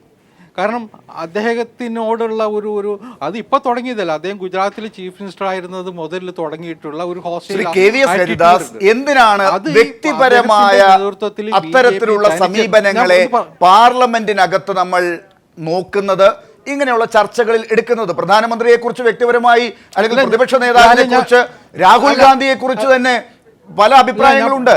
ഇത്തരത്തിലുള്ള ഒരു ആരോപണം ഉന്നയിക്കുന്ന രാഹുൽ ഗാന്ധി ആയതുകൊണ്ട് വിശ്വസിക്കാൻ ബുദ്ധിമുട്ടാണെന്ന് പറഞ്ഞവരെ ഞാൻ കണ്ടു കേട്ടു. അപ്പൊ ഇങ്ങനെയുള്ള ആളുകളുമായി ബന്ധപ്പെട്ട് നമ്മൾ ചർച്ചയ്ക്ക് എടുത്തിട്ട് കാര്യമില്ല. ചട്ടങ്ങളുണ്ട്, അതനുസരിച്ച് കാര്യങ്ങൾ നടത്തേണ്ടതുണ്ട്. ഇവിടെ ഡോക്ടർ സമ്പത്ത് ചൂണ്ടിക്കാട്ടിയതുപോലെ പാർലമെന്ററി കാര്യങ്ങൾ നോക്കുന്നതിന് ഒരു മന്ത്രിയുണ്ട് സർക്കാരിന്. അവരുടെ ഉത്തരവാദിത്വം നിർവഹിച്ചാൽ മതി, ഈ കാര്യങ്ങൾ പാർലമെന്റിൽ ചർച്ച ചെയ്യപ്പെടും. അതിന് പറ്റുന്നില്ലെങ്കിൽ അത് സർക്കാരിന്റെ പ്രശ്നമാണ്, കഴിവുകേടാണ്. സർക്കാരിന് എന്തോ പ്രശ്നമുള്ളത് കൊണ്ടാണ് ജനങ്ങളുടെ ഈ വിഷയങ്ങൾ പാർലമെന്റിൽ ചർച്ച ചെയ്യപ്പെടാൻ സാധിക്കാതെ പോകുന്നത്. ലാലെ ഒരിക്കലും അല്ല. ഈ ഗവൺമെൻറ്, ഞാൻ ഇപ്പോൾ സമ്പത്തുണ്ടല്ലോ ലോകസഭയിൽ, എത്രയോ വട്ടം ഏത് വിഷയത്തെക്കുറിച്ചും ചർച്ച ചെയ്യാം എന്നൊരു നിലപാടാണ് നരേന്ദ്രമോദിയും സർക്കാരും എടുത്തിട്ടുള്ളത്. പക്ഷേ ഞാൻ വരില്ല. അരുൺ ജെയ്റ്റ്ലിയോ ആരെങ്കിലും സംസാരിക്കട്ടെ. പ്രധാനമന്ത്രി വരണം എന്ന് പറഞ്ഞ പ്രതിപക്ഷത്തിന്റെ ആവശ്യം അവിടെ പരിഗണിക്കപ്പെട്ടിട്ടില്ല. പിന്നീട് ആ കാര്യങ്ങൾ ചർച്ചയ്ക്ക് വന്നില്ല. ഈ അവധിക്ക് ശേഷമുള്ള ബുധനാഴ്ച രാഹുൽ ഗാന്ധിയുടെ വെടി പൊട്ടിയതിന് ശേഷം പിന്നീട് വരുന്നത് ഭരണകക്ഷികളുടെ തന്നെ ബഹളമാണ്. അതാണ് ഇന്ന് വൈസ് പ്രസിഡന്റ്, രാജ്യസഭയുടെ അധ്യക്ഷൻ പറഞ്ഞത്. അല്ലേ ഞാൻ ചോദിച്ച പ്രധാനമന്ത്രി ഉണ്ടായിരുന്നു സഭയിൽ ചർച്ച തുടങ്ങാൻ വേണ്ടിയിട്ട്. പ്രധാനമന്ത്രി വന്ന ദിവസങ്ങളിൽ പോലും ഓരോ കാര്യമില്ല. അതാണ് കഴിഞ്ഞ ദിവസവും ഡോക്ടർ സമ്പത്ത് നമ്മുടെ ചർച്ചയിൽ തന്നെ സൂചിപ്പിച്ചത്. സ്പീക്കറുമായി പ്രതിപക്ഷവും ഭരണപക്ഷവും നടത്തുന്ന ചർച്ചകളിൽ അല്ല, തീരുമാനിക്കപ്പെടണം, ഇത് രണ്ടും ഇതാണ് നടക്കാൻ പോകുന്നത്, ഭരണപക്ഷത്തിന്റെ സമീപനം ഇതാണ് എന്നറിയിക്കണം. അതനുസരിച്ചുള്ള കാര്യങ്ങളാണ് അവിടെ നടക്കുക. ശരിയല്ലേ ഡോക്ടർ സമ്പത്ത്? അതെ, ഇത് നമ്മളിപ്പോൾ സാധാരണ ആളുകൾ കാണുമ്പോഴേ ഈ റിപ്പോർട്ട് ചെയ്യപ്പെട്ടു വരുന്നതും അതല്ലാതെ ലൈവായി വരുന്നത് എന്താണ്, ഈ ലോക്സഭാ ടി വിയുടേതായിട്ടുള്ള ക്യാമറകൾ പതിപ്പിക്കുന്ന ലോക്സഭാ ടി വിയുടെ ക്യാമറ വരുന്ന ഭാഗത്ത് നിന്ന് അവർ ഒപ്പിയെടുത്ത് പല ക്യാമറകൾ ഒരുമിച്ച് വരികയാണ്. കാരണം പാർലമെൻറ്റിനകത്ത് ഈ ലോക്സഭയിലായാലും രാജ്യസഭയിലായാലും ഒരംഗത്തിൻ്റെ കയ്യിൽ നിന്ന് ഒരു മുട്ടുസൂചി വീണാൽ പോലും കൃത്യമായ ക്ലിപ്പിംഗ് അവിടെ അതെല്ലാം കിട്ടുന്നതാണ്. അത് കാണിക്കുന്നത് അപ്പോൾ തന്നെ ഒരുപാട് പേരുള്ളത് കൊണ്ട് തന്നെ അത് വളരെ കൃത്യമായി അതിൻ്റെ സെൻസറിങ്ങിന് വിധേയമാക്കി തന്നെയാണ് പുറത്തേക്ക് ലൈവായി വരുന്നുവെങ്കിൽ പോലും ആ വിധത്തിലാണ് അത് വരുന്നത്. ഇവിടെ ഒരു കാര്യം നമ്മൾ അവിടെ കാണുന്ന ആ കാര്യങ്ങൾ അതെല്ലാം അങ്ങനെ ഈ ചില അവസരങ്ങളിലൊക്കെ സ്പൊറാഡിക്കായി വളരെ പെട്ടെന്നെല്ലാം ഉണ്ടാകുന്ന ചില വിഷയങ്ങൾ ഉണ്ടാവാം. എന്തെങ്കിലും ഒരു വാക്കിൻ്റെ, ഒരു വാചകത്തിൻ്റെ, അല്ലെങ്കിൽ ഒരു ആംഗ്യവിക്ഷേപത്തിൻ്റെ അങ്ങനെ എന്തെങ്കിലുമൊക്കെ പ്രശ്നങ്ങൾ കൊണ്ടാവാം. ചിലപ്പോൾ ഒരു ശൂന്യവേളയിൽ ഒരു അംഗം ഏതെങ്കിലും പ്രശ്നം ഉന്നയിച്ചതിൻ്റെ പേരിലോ അങ്ങനെ ഒരു രേഖ എന്ന് പറഞ്ഞൊരു പത്രം ഉയർത്തിപ്പിടിക്കുക, നോട്ടീസ് ഉയർത്തിപ്പിടിച്ചാലൊക്കെ ചിലപ്പോൾ വന്നു പോയേക്കാം, അത് സ്വാഭാവികം. പക്ഷേ നമ്മൾ ഈ കാണുന്നത് പോലെ അല്ല. അവിടെ കാര്യോപദേശക സമിതി കൂടും, നേതാക്കളുടെ യോഗം ചേരും, സ്പീക്കറുടെ സാന്നിധ്യത്തിൽ യോഗം ചേരും. അവിടെ വെച്ചിട്ടാണ് ഇത്തരം കാര്യങ്ങളെ സംബന്ധിച്ചുള്ള തീരുമാനങ്ങൾ എടുക്കുന്നത്. ആ തീരുമാനങ്ങൾ എടുക്കുന്നതിലെല്ലാം പരാജയപ്പെടുകയാണ്. ഈ പരാജയപ്പെടുന്നു എന്ന് പറഞ്ഞാൽ പ്രതിപക്ഷം എത്ര അവരുടെ അംഗബലം എത്ര കുറവായിരുന്നാലും പ്രതിപക്ഷം സ്വാഭാവികമായി ഭരണപക്ഷത്തെ വിമർശിക്കുകയും ഭരണപക്ഷത്തിനെതിരായുള്ള ഒരുപാട് കാര്യങ്ങളുമായി അവർ വരികയും ചെയ്യും. ചിലപ്പോൾ ചില കാര്യം നമ്മളാരും നമ്മുടെ പിൻഭാഗം കാണുന്നില്ലല്ലോ. ഭരണകക്ഷി എത്ര നല്ല കാര്യങ്ങളെന്ന് പറഞ്ഞിരുന്നാലും അവരാരും അതിൻ്റെ പിന്നാമ്പുറത്തേക്കുള്ള കാര്യങ്ങൾ അറിയുന്നില്ലല്ലോ. സ്വാഭാവികമായി എല്ലാ ഭാഗത്തു നിന്നുള്ള വിവിധ ആംഗിളുകളിൽ നിന്നുള്ള അതിൻ്റെ വ്യൂസ് വരണം, അത്തരത്തിലുള്ള വീക്ഷണങ്ങൾ ഉണ്ടാവണം, അതിൻ്റെ വിമർശനങ്ങളുണ്ടാവും. ഇവിടെ ഈ ചർച്ചകളിലൊന്നും ഇത് ഫലമുണ്ടാകുന്നില്ല, ഒരു ഫലവും ഉണ്ടാകുന്നില്ല. പ്രധാനമന്ത്രി വരണമെന്നും പ്രധാനമന്ത്രി ചർച്ച കേൾക്കണമെന്നും എല്ലാം പറയുകയും പ്രധാനമന്ത്രിയാണ് ഈ പ്രഖ്യാപനം ഇതിൻ്റെ എല്ലാം മൂലകാരണമായി വന്നത്, അതുകൊണ്ട് അദ്ദേഹം മറുപടി പറയണം എന്ന് പറഞ്ഞ പ്രതിപക്ഷം തന്നെ ഞങ്ങൾ അടിയന്തര പ്രമേയം ചട്ടം 56 വേണ്ട, ഇനി വോട്ടെടുപ്പോടുകൂടിയുള്ള ചർച്ച 184 നിങ്ങൾക്ക് അതും വേണ്ട എങ്കിൽ വേണ്ട, ഇനി ചട്ടം 193 എന്ന് പറയുന്നത് വോട്ടെടുപ്പില്ലാതെയുള്ളൊരു ചർച്ച എന്നുള്ള നിലയിലേക്ക് സ്പീക്കർ അതിനുവേണ്ടി ജിതേന്ദ്ര റെഡ്ഡിയെ ക്ഷണിക്കുകയുണ്ടായി, ആന്ധ്രയിൽ നിന്നുള്ള. അദ്ദേഹം ആ ചർച്ചയിൽ തുടങ്ങി. വാസ്തവത്തിൽ ആ ഒരു ചർച്ചയിൽ പോലും ഏറ്റവും വലിയ പ്രതിപക്ഷ കക്ഷിയുടെ നേതാവിനെ വിളിക്കേണ്ടതായിരുന്നു, വിളിച്ചില്ല. ശരി, ചർച്ച ഇനിഷ്യേറ്റ് ചെയ്തല്ലോ. അങ്ങനെയാണ് എങ്കിൽ ഇവിടെ ശ്രീ മല്ലികാർജ്ജുന ഖാർഗെ പറഞ്ഞു ഞാൻ തയ്യാറാണ് ചർച്ചയിൽ പങ്കെടുക്കാൻ. അല്ല, ഇതാണ് സംഭവിച്ചത്. ഞാൻ ശ്രീ PM സുരേഷ് ബാബുവിലേക്ക് ഒരു ഇടവേളയ്ക്ക് മുമ്പ് പോകേണ്ടതുണ്ട്. അതിന് മുമ്പ് പെട്ടെന്നൊരു ഉത്തരം ശ്രീ ഡോക്ടർ സമ്പത്ത് പറയുകയാണെങ്കിൽ, അതായത് പാർലമെൻറ്റ് അനിശ്ചിതകാലത്തേക്ക് പിരിഞ്ഞു കഴിഞ്ഞു. ഈ ദിവസങ്ങളിലെ സഭാ സമ്മേളനങ്ങളിലൂടെ നോട്ട് നിയന്ത്രണവുമായി ബന്ധപ്പെട്ട ജനങ്ങളുടെ പ്രശ്നങ്ങൾ, അതിലെ അഴിമതി, ഇതെല്ലാം പുറത്തേക്ക് കൊണ്ടുവരാനാണ് പ്രതിപക്ഷം ശ്രമിച്ചത്. ഇന്ന് പ്രധാനമന്ത്രി ഏറ്റവും ഒടുവിൽ BJPയുടെ പാർലമെൻ്ററി സമിതി യോഗത്തിൽ എടുത്തിരിക്കുന്ന ഒരു നിലപാട് അവരുടെ MP-മാർ അതാത് മണ്ഡലങ്ങളിൽ പോയി ഡിജിറ്റൽ ക്യാഷ്ലെസ് എക്കോണമിയെക്കുറിച്ച് ജനങ്ങളെ പഠിപ്പിക്കുക എന്നുള്ളതിലേക്കാണ്. പ്രതിപക്ഷം ഉദ്ദേശിച്ചെടുത്താണോ കാര്യങ്ങൾ ഇപ്പോൾ എത്തി നിൽക്കുന്നത്, അതോ ഭരണപക്ഷത്തിൻ്റെ ഒരു സ്കോറാണോ ഉണ്ടായിട്ടുള്ളത്? CPIM ഇക്കാര്യത്തെ സംബന്ധിച്ച് സീതാറാം യെച്ചൂരി വ്യക്തമാക്കുകയുണ്ടായി. ഞങ്ങൾ ജനങ്ങൾക്കിടയിലേക്ക് ഇതിൻ്റെ കാര്യകാരണങ്ങളെ സംബന്ധിച്ച്, ഇതുമായി ബന്ധപ്പെട്ടിട്ടുള്ള അഴിമതികളെ സംബന്ധിച്ച്, പാർലമെൻ്ററി ചട്ടങ്ങളുടെ എല്ലാം ലംഘനത്തെ സംബന്ധിച്ച്, ജനാധിപത്യ നിഷേധത്തെ സംബന്ധിച്ച്, ജനങ്ങൾക്കുണ്ടായിട്ടുള്ള ഇത്തരത്തിൽ ജനങ്ങൾക്ക് വരുത്തിവെച്ച കെടുതികൾ, ദുരിതങ്ങളും ദുരന്തങ്ങളും ഇത് ജനങ്ങൾക്കിടയിലേക്ക് ഞങ്ങൾ പ്രചരിപ്പിക്കാൻ പോവുകയാണ്. ആ പ്രചരണവും അതിൻ്റെ ഭാഗമായുള്ള പ്രക്ഷോഭങ്ങളുമായി ഞങ്ങൾ ജനങ്ങൾക്കിടയിലേക്ക് പോവുകയാണ്. അതൊരു രാഷ്ട്രീയ പാർട്ടി എന്നുള്ള നിലയിൽ ഉത്തരവാദിത്വ ബോധത്തോടുകൂടി CPIM നിർവഹിക്കും. മറ്റു പാർട്ടികൾ അത്തരം കാര്യങ്ങൾ ചെയ്യുന്നത് അത് അവരുടേതായിട്ടുള്ള ചുമതലയാണ്. ഇവിടെ ഈ നമ്മളൊരു കാര്യം, മുമ്പ് ഈ ബൊഫോഴ്സ് കുംഭകോണം വന്ന സമയത്ത് കോൺഗ്രസ്സിന് വലിയ ഭൂരിപക്ഷമാണ് സഭയിലുണ്ടായിരുന്നത്. മൃഗീയം എന്നൊരു പദം ഞാൻ ആ ഒരു പദം ഉപയോഗിക്കുകയല്ല, പലരും ഉപയോഗിക്കുന്നുവെങ്കിൽ പോലും വമ്പൻ ഭൂരിപക്ഷമാണ്. അതിൻ്റെ ചർച്ചകൾ പോലും വാസ്തവത്തിൽ നേരെ ചൊവ്വേ പാർലമെൻറ്റിൽ നടക്കാതിരിക്കുന്നതിന് വേണ്ടി അന്ന് കോൺഗ്രസ് എന്തെല്ലാം കോപ്രായങ്ങളാണ് കാട്ടിയത്. പിന്നീട് എന്താ സംഭവിച്ചത്? അതിനെ തുടർന്ന് പിന്നീട് രാജ്യത്ത് പലയിടത്തും ഇതുമായി ബന്ധപ്പെട്ടുള്ള പ്രചരണങ്ങൾ വിവിധ പാർട്ടികൾ അവരുടേതായി അവരുടെ സ്വതന്ത്രമായിട്ടുള്ള പ്രചരണങ്ങൾ അവർ നടത്തി.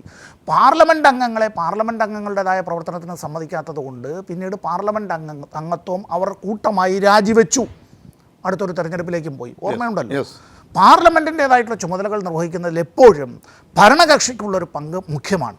കാരണം ആ ബിസിനസ് നടത്തിക്കൊണ്ട് പോകുന്നതിൽ എപ്പോഴും മുൻകൈ എടുക്കേണ്ടത് ഭരണകക്ഷിയാണ്. ശരി, ഞാൻ ഒന്നിടപെട്ടെ. ശ്രീ PM സുരേഷ് ബാബു, ഈ പറഞ്ഞ കാര്യത്തിൽ ടിറ്റ് ഫോർ ടാറ്റ് എന്ന് നേരത്തെ ഒരു പദം ഡോക്ടർ സമ്പത്ത് ഉപയോഗിച്ചു. നിങ്ങൾക്ക് ഭൂരിപക്ഷം ഉണ്ടായിരുന്ന ഒരു കാലഘട്ടത്തിൽ പാർലമെന്റിൽ കാണിച്ചതിന് പകരം കിട്ടുന്നു എന്ന് വേണമെങ്കിൽ നിങ്ങൾക്ക് തൽക്കാലം ആശ്വസിക്കാം. ആ അർത്ഥത്തിൽ മറ്റൊരു വിധി കൂടി കാത്തിരിക്കുന്നുണ്ടല്ലോ.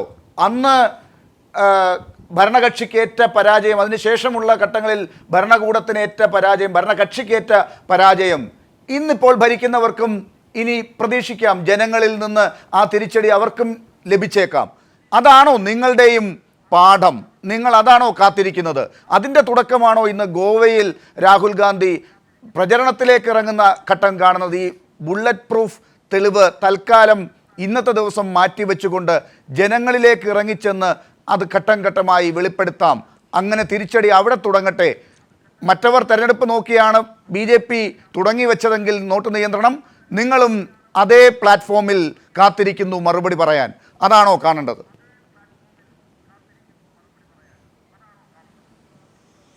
അല്ല, ഇതിനെ നമ്മൾ ഇങ്ങനെ ഒരു ലഘൂകരിച്ച് കാണാൻ പാടില്ല എന്നാണ് എൻ്റെ വ്യക്തിപരമായ ഒരു അഭിപ്രായം.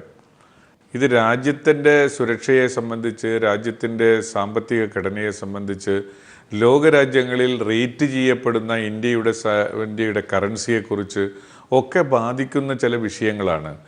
ആ വിഷയങ്ങളിൽ ഭരണകക്ഷി എടുക്കുന്നൊരു സമീപനം, ഞാൻ ഡോക്ടർ സമ്പത്ത് പറഞ്ഞത് മുഴുവൻ വളരെ ശ്രദ്ധാപൂർവ്വം കേട്ടു. അദ്ദേഹം പാർലമെൻറ്റിൻ്റെ അകത്തുള്ള ആളാണ്. പാർലമെൻ്ററി പ്രൊസീഡിങ്സിനെ കുറിച്ച് അവഗാധമായ പരിജ്ഞാനമുള്ള ഒരു ബഹുമാനപ്പെട്ട, ഞാൻ വളരെ ആദരിക്കുന്നൊരു വ്യക്തിയാണ്. അദ്ദേഹം പറഞ്ഞിട്ടുള്ള കാര്യങ്ങളൊക്കെ നീതിനിഷ്പക്ഷമായി കാര്യങ്ങൾ പറയുമ്പോൾ അതിന് ഒരു രാഷ്ട്രീയത്തിൻ്റെ ചുവ പോലും ഉള്ളതായിട്ട് എനിക്ക് തോന്നിയിട്ടില്ല. പക്ഷേ ഞാനൊരു കാര്യം പറയാം, ഇവിടെ ഈ പഴയ ബോഫോസ് കേസ് നടക്കുമ്പോഴും അതിൻ്റെ ചർച്ചകൾ നടക്കുമ്പോഴും അതിൻ്റെ കുറേ ദിവസങ്ങളിലൊക്കെ സ്റ്റോൾ ചെയ്യാൻ കോൺഗ്രസ്സൊക്കെ പരിശ്രമിച്ചിട്ടുണ്ടെങ്കിലും അവസാനം അതിനുള്ള ചർച്ചയ്ക്ക് അവസരം പാർലമെൻറ്റിനകത്തുണ്ടായിരുന്നു എന്നാണ് എൻ്റെ ഒരു വിശ്വാസം. ഞാനന്ന് ഈ ചർച്ചയുടെ ഭാഗത്ത് നിൽക്കുന്ന രാഷ്ട്രീയ സംവിധാനത്തിലെ ആളായിരുന്നു. അത് മാറ്റിവെക്കാം. പക്ഷേ ഒരു കാര്യം എനിക്ക് പറയാനുള്ളത്, പാർലമെൻറ്റ് സംവിധാനത്തിനെ നോക്കുകുത്തിയാക്കുന്ന ഈ ഭൂരിപക്ഷത്തിൻ്റെ അഹങ്കാരം അതൊരു ജനാധിപത്യത്തിൻ്റെ നിർവചനത്തിൽ തുടങ്ങുന്നതാണ്. ജനാധിപത്യത്തെ ഇന്നത്തെ ഭരണകക്ഷി നിർവചിച്ചിരിക്കുന്നത് ഭൂരിപക്ഷത്തിൻ്റെ തീരുമാനവും ന്യൂനപക്ഷം അത് അനുസരിക്കുക എന്ന ബാധ്യത മാത്രമേ അതിനുള്ളൂ എന്ന തരത്തിൽ നിർവചിക്കപ്പെട്ട് ജനങ്ങളിലേക്ക് വ്യാപിപ്പിച്ചിട്ടുള്ള ആ ചിന്താഗതിയെ സ്വായത്തമാക്കുന്ന ഒരു സമീപനമാണ് ഈ ഗവൺമെൻറ്റിൻ്റെ ഭാഗത്തുള്ളത്. അതവരുടെ രാഷ്ട്രീയ ചിന്താഗതിയാണ്, അവരുടെ രാഷ്ട്രീയ ആശയമാണ്. അതിനെ ചെറുത്ത് തോൽപ്പിക്കേണ്ടുന്നത് നമ്മുടെ എല്ലാവരുടെയും, രാജ്യത്തെ എല്ലാ ജനാധിപത്യവാസികളെയും വിശ്വാസികളെയും, ജനാധിപത്യത്തിൽ ന്യൂനപക്ഷത്തിന് വിയോജിക്കാനുള്ള സ്വാതന്ത്ര്യത്തെ അംഗീകരിച്ചു കൊടുക്കുന്ന ഒരു ജനാധിപത്യ സംവിധാനത്തെയാണ് ഞാനൊക്കെ വിവക്ഷിക്കുന്നത്, അല്ലെങ്കിൽ ഞാനൊക്കെ പ്രതീക്ഷിക്കുന്നത്, ആഗ്രഹിക്കുന്നത്. അതിലേക്ക് വരണമെങ്കിൽ പാർലമെന്റിനകത്ത് ചർച്ച ചെയ്യണം, വോട്ടിട്ട് തള്ളാമല്ലോ. ഞാനൊരു ഇടവേളയിലേക്ക് പോകുകയാണ്. ഇടവേള കഴിഞ്ഞ് ചർച്ച ചെയ്യാനുള്ളത്, ഇന്ന് പ്രധാനമന്ത്രി BJPയുടെ പാർലമെൻ്ററി പാർട്ടി യോഗത്തിൽ തന്നെ അഭിപ്രായപ്പെട്ടതുപോലെ നോട്ട് നിരോധിക്കാൻ മുമ്പ് തീരുമാനിച്ചപ്പോൾ തെരഞ്ഞെടുപ്പിനെ ഭയന്ന് ഇന്ദിരാഗാന്ധി അതിൽ നിന്ന് പിന്മാറി. തെരഞ്ഞെടുപ്പിനെ ഭയക്കാത്ത നരേന്ദ്രമോദി ജനങ്ങളെയും ഭയക്കുന്നില്ലേ? അതാണ് ഇടവേളയ്ക്ക് ശേഷം. ശ്രീ KVS ഹരിദാസ്, ഇന്ദിരാഗാന്ധി തെരഞ്ഞെടുപ്പിനെ ഭയന്നു, നോട്ട് നിരോധിക്കാൻ തയ്യാറായില്ല. കാരണം ഈ ജനങ്ങളുടെ അടുത്തേക്ക് പോകണമല്ലോ എന്നുള്ളതാണ്. ജനങ്ങൾക്ക് വേണ്ടിയല്ലേ നരേന്ദ്രമോദി അപ്പോൾ ഈ കാര്യങ്ങളൊക്കെ ചെയ്യുന്നത്? ജനങ്ങൾക്കൊരു ആശ്വാസം കിട്ടുന്നുണ്ടോ ഇല്ലയോ എന്നുള്ള കാര്യത്തെക്കുറിച്ച് നോക്കാതെ എന്ത് നന്നാക്കാനാണ് ഇത്തരം തീരുമാനങ്ങളിലേക്ക് പോകുന്നത്? തെരഞ്ഞെടുപ്പിനെ ഭയക്കാതെ നോട്ട് നിയന്ത്രണം എന്നൊക്കെ പറയുന്നത് എന്തർത്ഥത്തിലാണ്?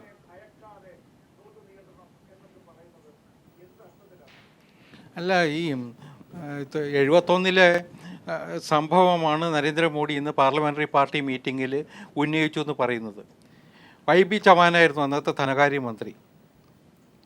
ഈ കറൻസി റദ്ദാക്കുന്ന നിർദ്ദേശം വന്ന സമയത്ത് ഇന്ദിരാഗാന്ധി പറഞ്ഞു അത്രേ. കാരണം 71 സാഹചര്യം നമ്മൾ മനസ്സിലാക്കണം. ഇന്ദിരാഗാന്ധി ഒരു ആ തലത്തിൽ നിൽക്കുന്ന കാലഘട്ടമാണ്. ഇത്ര ശക്തമായ ഒരു ഞാൻ ശ്രീമതി ഇന്ദിരാഗാന്ധിയെ ഒരിക്കലും ന്യായീകരിക്കുകയല്ല. പക്ഷേ ആ ഇന്ദിരാഗാന്ധിക്ക് പോലും ഉണ്ടായ ഒരു തോന്നൽ അതേ അർത്ഥത്തിലല്ലെങ്കിൽ പോലും നരേന്ദ്രമോദി അതിനെ കോപ്പി ചെയ്യാതെ താരതമ്യം ചെയ്യുന്നതിൽ ഒരു അനൗചിത്യമില്ലേ? ജനങ്ങളെ മാനിക്കുന്നില്ല എന്നൊരു അർത്ഥം അതിനില്ലേ ശ്രീ KVS ഹരിദാസ്? ഇല്ല ലാല്, ഞാൻ വേറൊരു തലത്തിലാണത് ഞാൻ പറഞ്ഞത്. അന്ന് ഇന്ദിരാഗാന്ധി പറഞ്ഞത് എന്താ? നോട്ട് റദ്ദാക്കി കഴിഞ്ഞാൽ നിങ്ങൾക്ക് ഇനി തെരഞ്ഞെടുപ്പിനെ നേരിടണ്ടേ?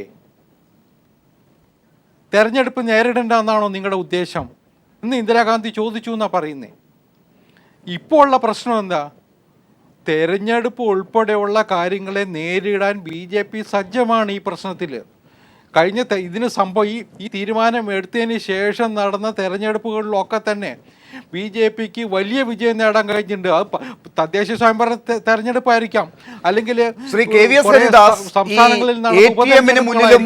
ബാങ്കുകളിൽ പോയി പണമെടുക്കുന്ന കാര്യത്തിലും ജനങ്ങൾ ഇപ്പോഴും ഗവൺമെന്റ് പ്രഖ്യാപിച്ച കാര്യങ്ങൾ പോലും നേടുന്നില്ല. അവർ ഇപ്പോഴും അനുഭവിക്കുകയാണ്.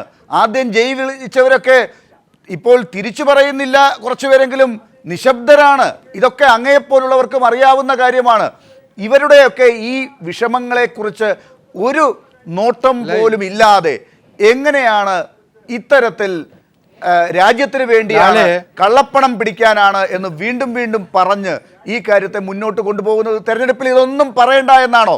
അതല്ലാതെ മറ്റു തന്ത്രങ്ങളൊക്കെ പറഞ്ഞ് ഒരു കൺഫ്യൂഷൻ ഉണ്ടാക്കി മുൻപ് മറ്റു പല രാജ്യങ്ങളിലുമൊക്കെ ഏകാധിപതികൾ കാണിച്ചതുപോലെ മറ്റു ചില വികാരങ്ങൾ ഉണർത്തി തെരഞ്ഞെടുപ്പിനെ നേരിടാം എന്ന ഒരു ആത്മവിശ്വാസമാണോ BJPക്കുള്ളത്? ലാലേ, ഇനിയിപ്പോൾ ഒരു തെരഞ്ഞെടുപ്പ് വരാൻ പോവാ. ഒന്നല്ല, പ്രധാനപ്പെട്ട ഇന്ത്യൻ രാഷ്ട്രീയത്തിലെ ശ്രദ്ധിക്കപ്പെടാൻ പോകുന്ന കുറേ തെരഞ്ഞെടുപ്പുകൾ വരാൻ പോവാ സംസ്ഥാന നിയമസഭകളിലേക്ക്. UP, പഞ്ചാബും ഉത്തരാഖണ്ഡും ഗോവയും മണിപ്പൂരും ഒക്കെ അടക്കം. അപ്പോൾ സ്വാഭാവികമായിട്ടും ഒരു പ്രധാനമന്ത്രി അല്ലെങ്കിൽ ഒരു ഭരണകക്ഷി അതിനെക്കുറിച്ചൊക്കെ ബോധേടല്ല എന്ന് വിചാരിക്കാൻ പറ്റുമോ? അങ്ങനെ ഒരു ഒരു ഫൂളിഷ് സ്റ്റെപ്പ് എടുക്കുമെന്ന് ചിന്തിക്കാൻ പറ്റുമോ? ഈ തരം ഒരു മറ്റൊരർത്ഥത്തിലും ചോദിക്കാം ശ്രീ KVS ഹരിദാസ്, അങ്ങനെയാണെങ്കിൽ ആ തെരഞ്ഞെടുപ്പ് തന്നെയായിരുന്നു ആദ്യം തന്നെ പ്രതിപക്ഷം ഉന്നയിച്ചതുപോലെ പ്രധാനപ്പെട്ട വിഷയം. ആ തെരഞ്ഞെടുപ്പ് മുന്നിൽ കണ്ടുകൊണ്ടുള്ള ഒരു തന്ത്രം തന്നെയായിരുന്നു ഈ നോട്ട് നിരോധനവും അനുബന്ധമായ നടപടികളുമൊക്കെ. അതുകൊണ്ടാണ് ഇത് പാളിപ്പോയിട്ടും അതിനെക്കുറിച്ച് നിശബ്ദരായി പുതിയ പദ്ധതികളിലേക്ക് ഇപ്പോൾ നീങ്ങുന്നത് ശ്രീ KVS ഹരിദാസ്. ലാലേ, പുതിയ പദ്ധതിയാണെന്ന് വിചാരിക്കരുത്. കാരണം ഈ ജൻധൻ യോജന എന്ന നിലയിൽ ബാങ്ക് അക്കൗണ്ട് തുറക്കാൻ പറഞ്ഞത് മുതൽ ഇതുവരെയുള്ള നടപടികൾ ഒരു ചെയിൻ ഓഫ് ആക്ഷനാണ്. അതിനിടയ്ക്കുള്ളൊരു കണ്ണിയാണ് ഈ കറൻസി റദ്ദാക്കൽ. ഈ ഡിജിറ്റലൈസേഷൻ്റെ ഭാഗം തന്നെയാണ് അതൊക്കെ തന്നെ. അപ്പോൾ ആ തലത്തിൽ വളരെ പ്ലാൻഡ് ആയിട്ടുള്ള നീക്കം തന്നെയാണ്. പ്ലാനിംഗ് കമ്മീഷൻ ഉൾപ്പെടെ ഇരുന്ന് ആലോചിച്ചിട്ട് ചെയ്തിട്ടുള്ള കാര്യങ്ങളാണ്. എല്ലാ കാര്യങ്ങളും എല്ലാവരോടും ചർച്ച ചെയ്ത് നീതി ആയോഗ് എന്ന് പറയുന്ന പുതിയ സംവിധാനമാണ്. അതൊക്കെ പഴയ രൂപത്തിലുമല്ല, പഴയ ഘടനയിലുമല്ല. അതൊക്കെ ആരാണ് നിശ്ചയിക്കുന്നത് എന്നുള്ളിടത്താണ് ഈ പ്രശ്നം. ഡോക്ടർ സമ്പത്ത്, തെരഞ്ഞെടുപ്പാണ് പ്രധാനപ്പെട്ട വിഷയമെന്ന് അറിയാതെയെങ്കിലും പറഞ്ഞു തുടങ്ങിയിരിക്കുന്നു BJPക്ക് വേണ്ടി പറയുന്നത്. ഒരു മിനിറ്റ് കൂടി. ശരി, ഒരു മിനിറ്റ് ഇല്ല, 10 സെക്കൻഡ്. ലാലേ, ഞാനിത് ഇത്രയും പറഞ്ഞുകൊണ്ട് പറയാം. ഇന്നിപ്പോ പാർലമെന്ററി പാർട്ടി മീറ്റിംഗിൽ നരേന്ദ്രമോദി പ്രസംഗിച്ച കുറെ ഹൈലൈറ്റ്സ് വന്നിരുന്നു.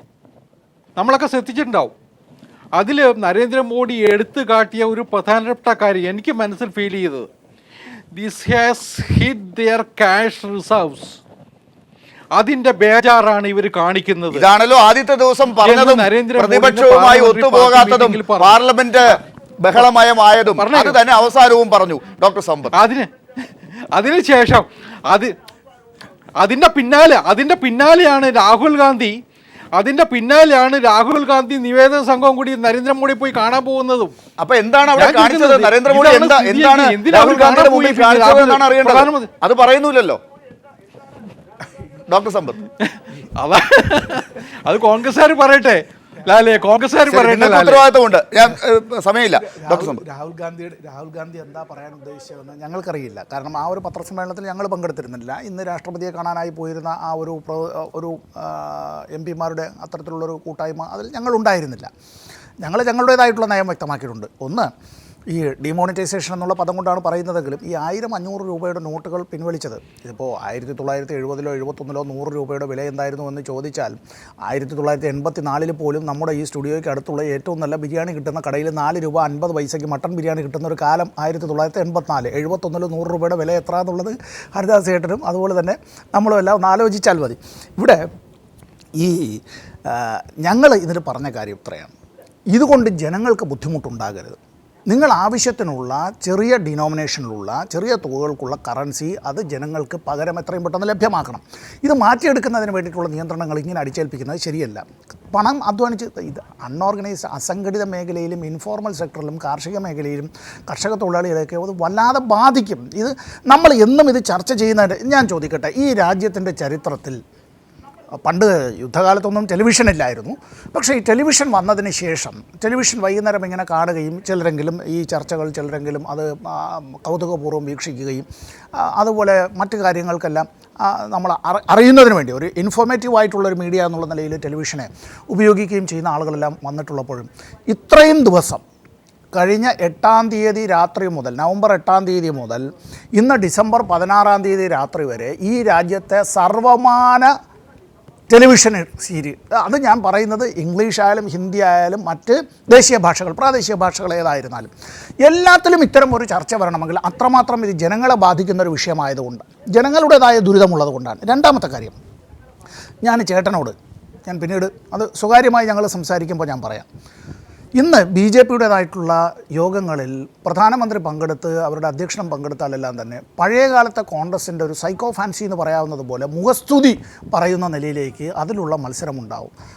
പുറത്തിറങ്ങിക്കഴിഞ്ഞാൽ ഇവരെല്ലാവരും തന്നെ വ്യക്തിപരമായി ഇത്തരം കാര്യങ്ങളിലുള്ള വിയോജിപ്പ് ശക്തമായി പറയുകയും ചെയ്യും.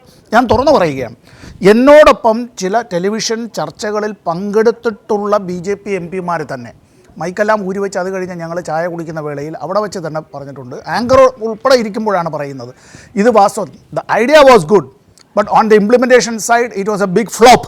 ഇതേ വാചകം പറഞ്ഞ കേന്ദ്രമന്ത്രിമാരുമുണ്ട്. ഞാനൊരു 6 കേന്ദ്രമന്ത്രിമാരുടെ പേര് വിവരങ്ങൾ പിന്നീട് ഞാൻ പറയാം. എനിക്ക് ടെലിവിഷൻ പറയുന്നത് ശരിയല്ല. 10 സെക്കൻഡ് ശ്രീ PM സുരേഷ് ബാബുവിലേക്ക് പോവുകയാണ്. പക്ഷേ അതിനു മുമ്പ് ശ്രീ KVS ഹരിദാസ് ഒന്ന് ഓർത്തോളൂ, ഈ പരിപാടി കഴിഞ്ഞാൽ ഒന്ന് ഫോൺ ചെയ്ത് ഡോക്ടർ സമ്പത്തിനോട് ചോദിക്കണം, ആ MP-മാരുടെയും കേന്ദ്രമന്ത്രിമാരുടെയും പേരൊന്ന് കളക്ട് ചെയ്യണം. പറ്റുമെങ്കിൽ എല്ലാം തുറന്നെഴുതുന്നത് പോലെ അങ്ങ് അത് സമൂഹ മാധ്യമങ്ങളിൽ എഴുതുകയും വേണം. ശ്രീ KVS ഹരിദാസ്, അത് ഡോക്ടർ സമ്പത്ത് പറഞ്ഞൊന്നും പറയണ്ട. ശ്രീ PM സുരേഷ് ബാബു, രാഹുൽ ഗാന്ധിയിലാണ് ഇപ്പോഴും അവസാനത്തെ ചോദ്യം വന്നു നിൽക്കുന്നത്. ഇത് തെരഞ്ഞെടുപ്പാണ്, നിങ്ങളുടെയും പ്ലാറ്റ്ഫോം. അടുത്ത ദിവസങ്ങളിൽ കാണാം എന്ന് തന്നെ ഈ ചർച്ച അവസാനിക്കുമ്പോൾ അങ്ങ് ആത്മവിശ്വാസത്തോടുകൂടി പറയുകയാണോ? രാഹുൽ ഗാന്ധിയാണ് അപ്പുറത്ത്, ഓർത്ത് പറയുക. അല്ല, ഞാനൊരു വെല്ലുവിളി ഉയർത്താനൊന്നും ഉദ്ദേശിക്കുന്നില്ല. പക്ഷേ കോൺഗ്രസ് ഉപാധ്യക്ഷൻ ഇത്തരമൊരു കാര്യം പറഞ്ഞിട്ടുണ്ടെങ്കിൽ അദ്ദേഹത്തിന് സംഘടനാപരമായും നിയമപരമായും അതേപോലെ തന്നെ എന്താ പറയണ്ടേ, അതിൻ്റെ ഒരു അന്തസ്സിനും യോജിച്ചുകൊണ്ട് ഇനി അക്കാര്യത്തിൽ നിന്ന് വിഡ്രോ ചെയ്തു പോകാൻ കഴിയില്ല. അതുകൊണ്ട് എന്തായാലും അത് പറഞ്ഞിരിക്കും. ആലോചനയില്ലാതെ പറയുന്ന ഒരാളാണ് എന്ന് ശ്രീ രാഹുൽ ഗാന്ധിയെക്കുറിച്ച് ആരെന്ത് പറഞ്ഞാലും എനിക്ക് അങ്ങനെ ഒരു അഭിപ്രായമില്ല. എന്തായാലും അതൊരു വെല്ലുവിളിയാണ്. ഇപ്പോൾ കോൺഗ്രസിനും ആ വെല്ലുവിളിയുണ്ട്, പ്രതിപക്ഷവും അത് ഉറ്റുനോക്കുകയാണ്, ജനങ്ങളും ഉറ്റുനോക്കുന്നു. മാധ്യമങ്ങളിലല്ല, പാർലമെന്റിലല്ല.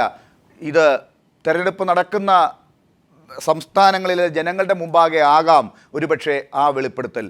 BJP അത് അതിജീവിക്കുമോ? ഈ 50 ദിവസത്തെ അതിർത്തിക്കുള്ളിൽ ഈ കാര്യവും കൂടി എങ്ങനെ കൈകാര്യം ചെയ്യും നരേന്ദ്രമോദി? അതാണ് ഇനിയുള്ള ദിവസങ്ങളിൽ കാണുന്നത്. വളരെ നന്ദി ഈ ചർച്ചയിൽ പങ്കെടുത്തതിന് ഡോക്ടർ സമ്പത്ത്, ശ്രീ PM സുരേഷ് ബാബു, ശ്രീ KVS ഹരിദാസ്.